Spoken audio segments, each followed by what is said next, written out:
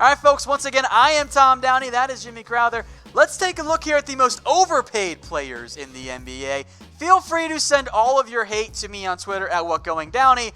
I promise to engage and not just be a smartass. I'm going to be a smartass there in the end. So first up, some dishonorable mentions. Gordon Hayward was not the same guy last year. I mean, look, they paid him. They paid Utah Jazz Gordon Hayward, and he suffered a bad injury. It's not his fault. He's just not worth $33 million anymore. Maybe he works back up to it, but I don't think so. I will make note here. There is no Terry Rozier. I pushed for him. I was outvoted by producer Harrison and my co-host here, Jimmy. Kent Bazemore's on there, at least for now. Jang, Ian Mahimi, Solomon Hill. Let's move, though, to number 10 on our list. That's Evan Turner. Has 1 year at just under $19 million left, which Evan Turner is a fine player, but ain't no universe in which Evan Turner is worth almost $19 million per year. No, especially considering the fact that he's not a three-point shooter. He's this point forward. Can't shoot, and he's kind of slow, and he can't really defend that well. I don't know. $19 million now. He's with this. I mean, come on. That's brutal. Now he's with the Atlanta Hawks, where I guess he's playing that backup point guard position. Yeah. He's just not worth that much money anymore. I mean, I think there was what was he, the number 2 overall pick one time? Yeah. Oof, yeah. Not worth that. Turner, of course, was flipped for Kent Bazemore, who made our dishonorable mentions list. All right, let's stick with the Hawks here. A common theme on this one. The Eastern Conference has a lot of bad contracts. So does Atlanta. Alan Crabbe, 1 year, $18.5 million. The Hawks took him on as a literal salary dump from Brooklyn. Yeah, look, he was a victim of that 2015, 2016 offseason. Not a victim, a beneficiary. Yeah, I guess I should say that, of getting overpaid. Because he was restricted at the time, and the Brooklyn Nets had to pay up, and they did, and they got him away. He's a good three-point shooter still, but he doesn't play anymore. He played 43 games last season. Under 10 points and under 38% three-point shooting is fine, but that's like, 5-ish, maybe up to 10 max million per year, not approaching that $20 million figure. All right, folks, different type of question here for you. We had to veto Mitch's Crabs joke. Better flavor of milk. Type C for chocolate, S for strawberry. It's such an obvious answer, but Tom doesn't know what the right answer is. It's chocolate. And if you think I am fully aware of the fact that like 90%, 85% of the votes here are going to be for chocolate. I respect the fact that the C's are winning. I know I'm in the minority. I don't like chocolate milk all that much. So I'll go with strawberry. Well, okay, you're wrong. This is strawberry flavored water, fun fact.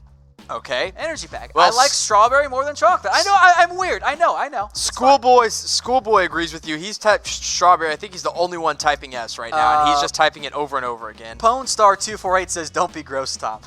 Yeah, it's true. That's fair. All right, let's move then to number 8. We are 3 for 3, by the way, of the most overpaid players have all been traded this offseason. That's Hassan Whiteside at number 8. 1 year, $27 million for a player who wasn't happy with the Heat last year and has some major attitude problems. There was a time in which he was definitely worth this contract. When he was one of the best rim protectors in the league. He was pulling down double-digit rebounds every single night. He still does the rebounding. He still kind of protects the rim, but he averaged a double-double, but like inefficient double-double. It's an inefficient double-double, and he was last year, frankly, a bit of a cancer. Yeah, the chemistry issues on and off the court are a big problem. Complaining about not getting playing time when really Bam Adebayo deserves his time anyway. Oh, yeah, 100%. He's in Portland now. I think he knows his role is going to be behind Yusuf Nurkic or until Nurkic returns, maybe even starting for a little while. But he's not the player he was when he got paid that contract, so that's why he's overpaid now. Let's move then to number 7. That is Chris Paul, who, again, this is just for this upcoming season, most overpaid players, but 3 years left on his deal at $124.1 million. That's a lot for a player who is, I think, very clearly on the decline. Look, he can't defend anybody in this league now. He's undersized. Played 58 games last season and only played 58 games the season before that. Injuries are a problem. Injuries are an issue, and again, it's not his fault that he's hurt, but it still factors into the fact that he's overpaid. Now he's a guy that needs the ball in his hands, but so does James Harden. Maybe if they go make a move for Russell Westbrook, that's 3 ball handlers that need the ball in their hands to succeed, and Chris Paul just doesn't really fit it anymore. It's a big issue when the tied for second highest paid player in the NBA puts up 15 and 8. That's not bad by any means. Yeah. Like if Chris Paul was on a contract worth half of that, he wouldn't be close to this list. Right.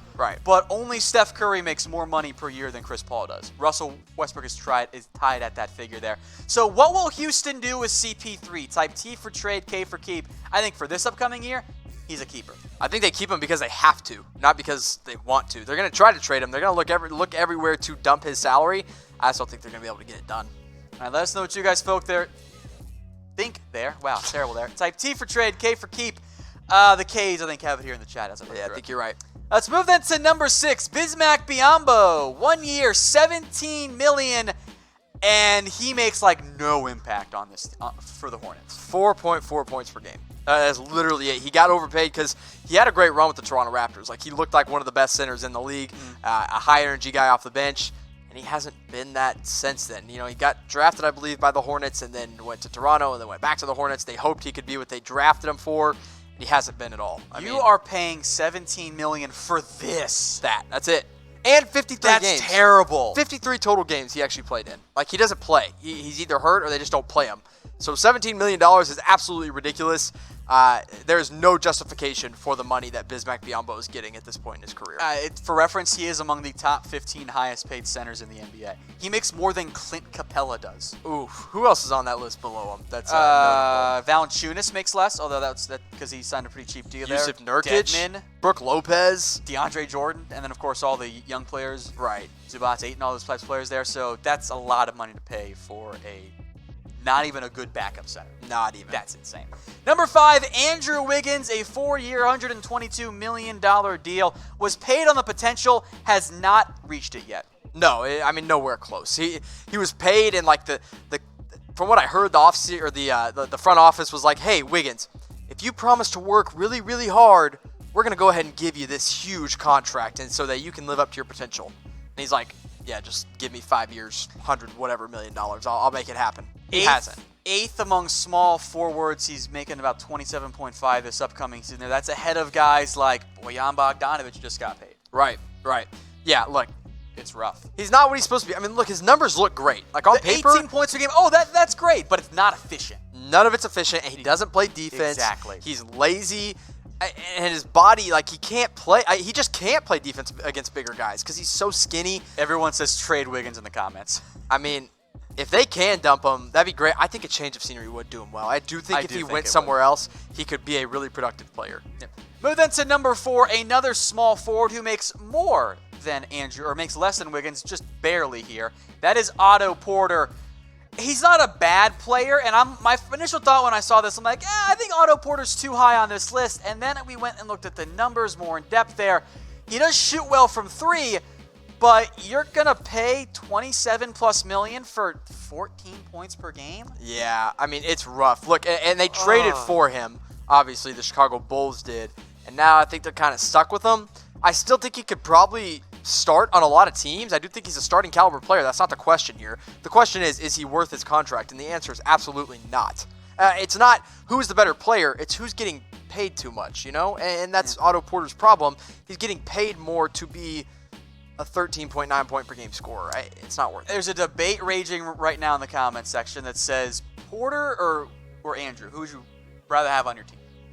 With their contracts included, of course.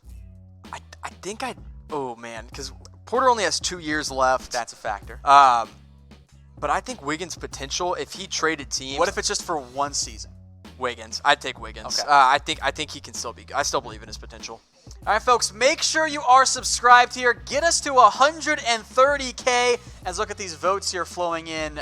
I think people are most taking Porter, but there are some Wiggins votes there. So yeah, maybe we're in disagreement with the consensus there. But make sure you are subscribed. You're watching on YouTube right now. Over 1,000 watching.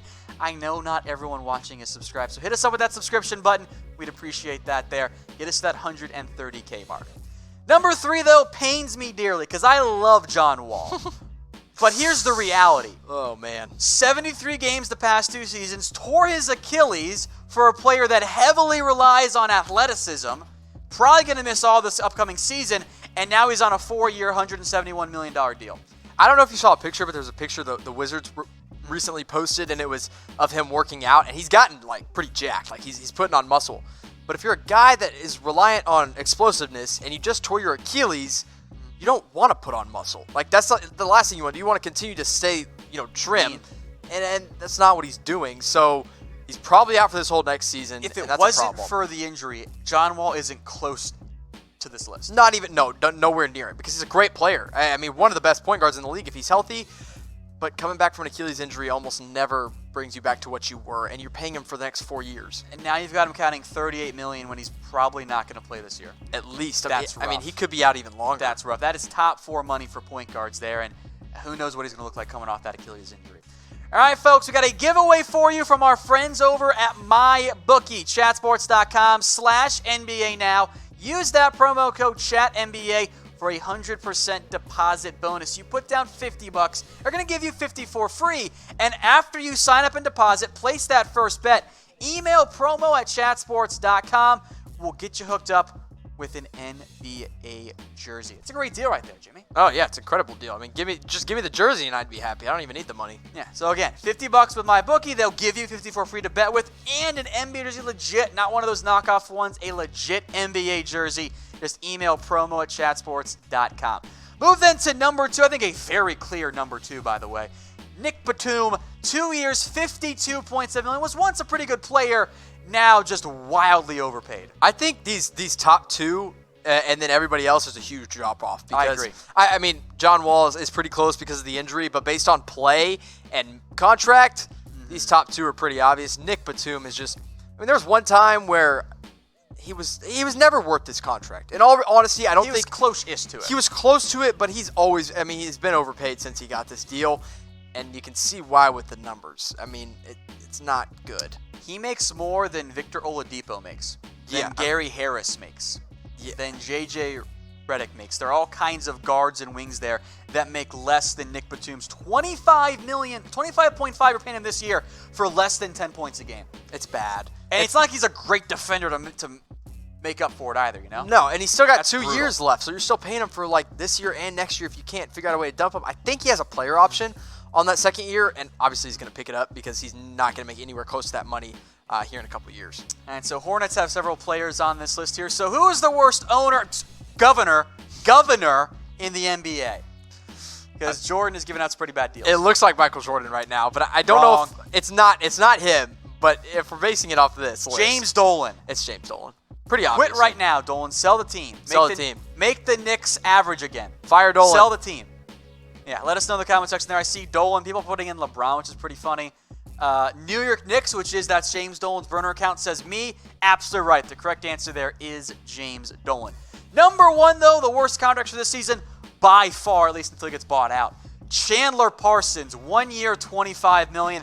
That has been the worst contract for like 2 years in a row. 3 years in a row. He's played a total of 95 games in 3 seasons combined.